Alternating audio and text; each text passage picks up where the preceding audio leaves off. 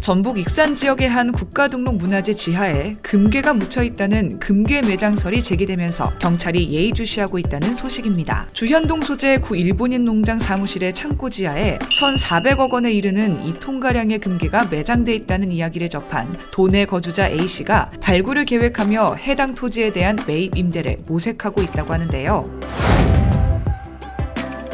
주식, 부동산, 펀드, 비트코인, 금, 심지어 은까지. 요새는 투자 수단이 정말 다양해졌죠. 투자에 대한 관심도 높아졌고요. 최근 금 시세 하락을 기회로 보고 금에 투자하시는 분들이 많은데요. 전북 익산 지역의 한 국가등록문화재 지하에 금괴가 묻혀있다는 금괴 매장설이 제기되면서 경찰이 예의주시하고 있다는 소식입니다. 주현동 소재 구 일본인 농장 사무실의 창고 지하에 1,400억 원에 이르는 2톤가량의 금괴가 매장돼 있다는 이야기를 접한 도내 거주자 A씨가 발굴을 계획하며 해당 토지에 대한 매입 임대를 모색하고 있다고 하는데요. 일본인 농장 사무실 등은 현재 국가등록문화재로 지정되어 있는 상태죠. A씨는 지난 2012년 6월 대구 동화사 대웅전 금괴 소동의 당사자로 알려져 있습니다. 당시 A씨는 대웅전 뒤편에 묻힌 금괴 40kg을 발굴하겠다며 문화재청에 국가지정문화재 현상 변경 허가를 신청해 조건부 허가를 받았으나 조건을 이행하지 못했죠. 익산 금괴 매장설은 구 주현동 농장주의 일본인 손자에서 비롯된 것으로 보이는데요.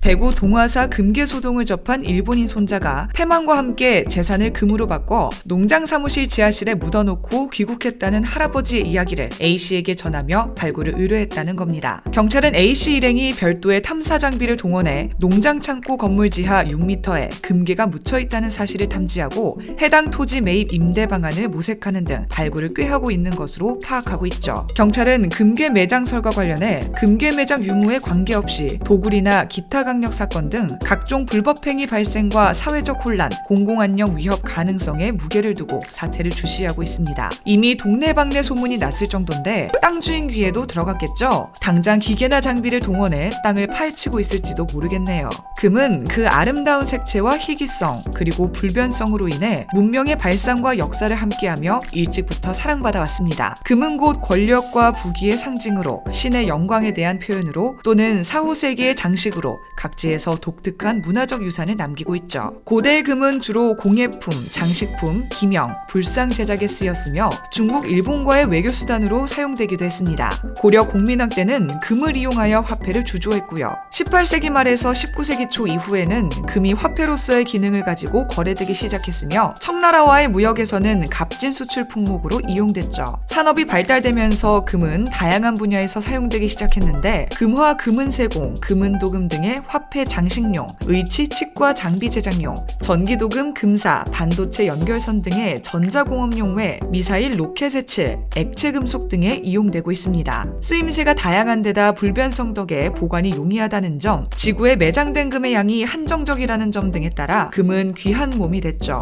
관련 범죄도 끊이지 않고요. 코로나로 항공편이 막히기 전까지는 금 밀수 밀매가 기승을 부렸었는데요. 일본에서는 현금, 금과 같은 물리적 자산을 선호해 금 수요가 많고 금값도 비쌉니다. 때문에 불법적인 루트를 통해 일본으로 흘러들어가는 금의 양이 상당한 것으로 보입니다. 적발되지 않은 건도 허다할 테니까요. 홍콩에서 산 금괴를 일본까지 운반해주는 아르바이트도 있는데 항공료와 호텔 숙박료 등을 받고 공짜로 일본 여행을 할 수 있다는 유혹에 빠져 의심 없이 금괴 운반에 나선 겁니다. 이러한 금괴 운반 아르바이트는 일본 금 시세가 급등한 2015년 이후 성행하기 시작했습니다. 국제 금 가격뿐 아니라 엔화가 강세를 보인 2010년쯤에는 환차익을 노린 금괴 밀수출이 급증한 바 있죠. 무려 1톤이 넘는 금괴를 여객선 선원을 통해 일본으로 밀수출한 일당이 적발되기도 했고요. 2019년에도 시세 차익을 노리고 자동차 부품 속에 수십억 원 상당의 금괴를 숨겨 일본으로 밀반출하려던 일당이 경찰에 적발돼 체포됐었죠. 지난해 나고야 세관당국은 4월 중순 한국에서 수입된 전동공구 안에 숨겨진 약 18kg의 금괴를 발견해 압수했습니다. 세관당국은 금값이 높아짐에 따라 이에 비례해 소비세액도 높아지기 때문에 밀수 등의 범죄가 늘고 있다고 밝혔죠.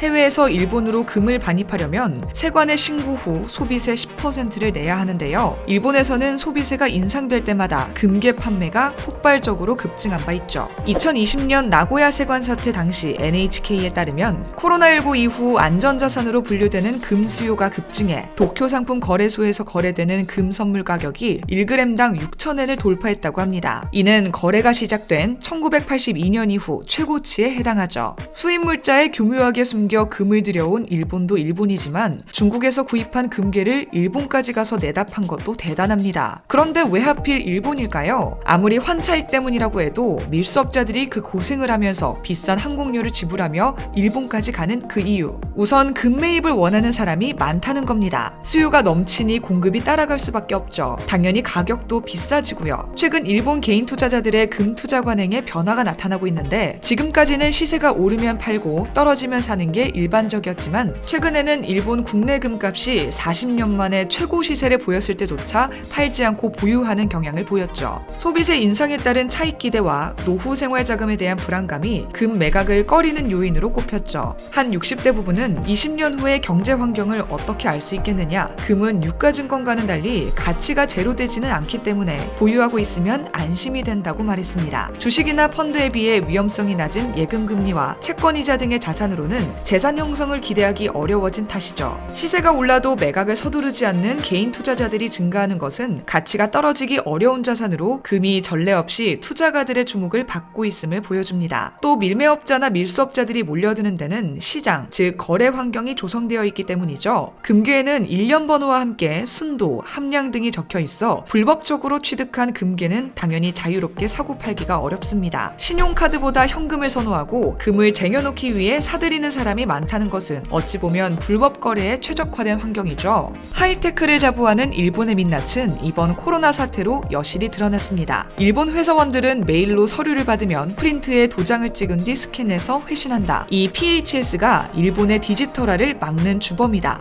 코로나19는 일본 특유의 아날로그 문화를 뒤흔들고 있죠. 전 세계가 디지털화를 향해 질주하는 가운데 전자서명 대신 도장 찍기를 고수하고 전자결제보다 현금을 애용하는 일본 사회가 코로나를 계기로 어떻게 변화할지 주목을 받고 있는데요. 일본 정부는 코로나 확산을 막기 위해 기업의 재택근무를 권고했지만 특유의 도장 문화 때문에 현실적으로 재택이 불가능했죠. 이는 일본 기업의 비효율성을 상징하는 대표적인 관행 중 하나로 재택근무 중에도 출근 도장을 찍거나 상사의 결제를 받기 위해 회사로 출근하는 일이 비일비재하다는 불만이 쏟아졌습니다. 지난해 3월 일본 정보경제사회 추진협회가 발표한 자료에 따르면 일본 기업 가운데 전자계약을 도입한 것은 40%에 불과했습니다. 코로나 지원금마저 우편으로 신청해 받아야 할 지경이었다고 합니다. 코로나 확산세가 악화되고 있던 일본에서는 한 지자체가 다른 지역에서 넘어오는 차량을 조사하는데 쌍안경을 활용해 화제가 됐었죠. 긴급사태 선언에도 도시 간 이동이 이어지는 실태를 파악하기 위한 조사였지만 효율성이 떨어지는 코미디 행정이라는 비판이 이어졌습니다. 아날로그 코미디라고나 할까요? 이 정도면 인력 낭비도 장난 아닐 것 같은데요. 이에 SNS에서도 황당하다는 반응이 일색이었죠. 일본의 아날로그 감성인가? CCTV 같은 건 없나? 완전 코미디. 쌍안경으로 직접 조사를 하다니 바보 같다. 일본에서는 아직 많은 부분이 아날로그를 벗어나지 못하고 있습니다. 이는 우리나라의 레트로 열풍과는 완전히 다른 이야기인데요. 일본은 아파트를 맨션이라고 하는데 아파트라고 하면 목조로 된 저층 공동주택을 뜻하죠.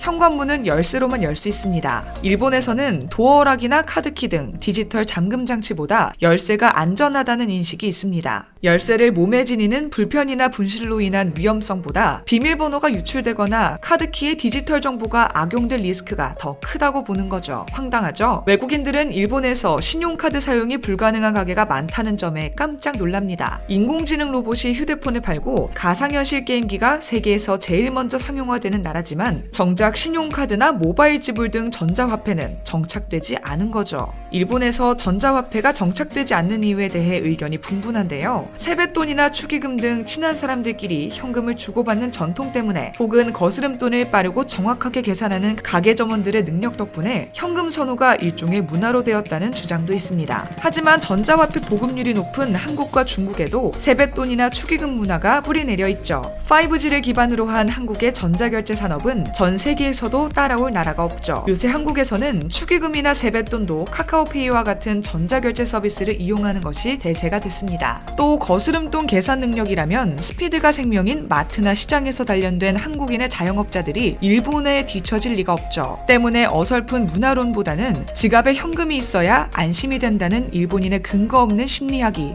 오히려 설득력 있게 들립니다. 분명한 것은 하이테크 사회를 자부하는 일본이지만 아날로그 방식에 대한 선호도가 높다는 거죠. 65세 이상 인구 비율이 세계에서 가장 높은 고령화 사회라는 사실이 이를 뒷받침합니다. 행정이나 금융 등 공공부문을 포함해 다양한 사회적 서비스의 수혜자는 주머니는 넉넉하고 아날로그가 훨씬 편한 노년층이니까요. 그러다 보니 젊은이보다는 노년층이 살기 좋은 생활 환경을 만드는 것이 우선순위가 되어버린 겁니다. 디지털화를 서둘러 이들에게 불편한 세상을 부채질할 필요가 없다는 거죠. 디지털 전환에 홀로 뒤처져 있는 일본. 언제까지 저런 방식을 전통이라 우기며 고수할지 모르겠네요. 이와 관련된 여러분의 다양한 의견 댓글로 남겨주시면 감사하겠습니다. 혹시 주식하시나요? 140만 투자자들이 인정하는 최고의 전문가들에게 받는 급등 종목 화면 클릭하고 무료로 받아가세요. 주식을 모르면 이상스쿨. 주식 모르니 이상스쿨.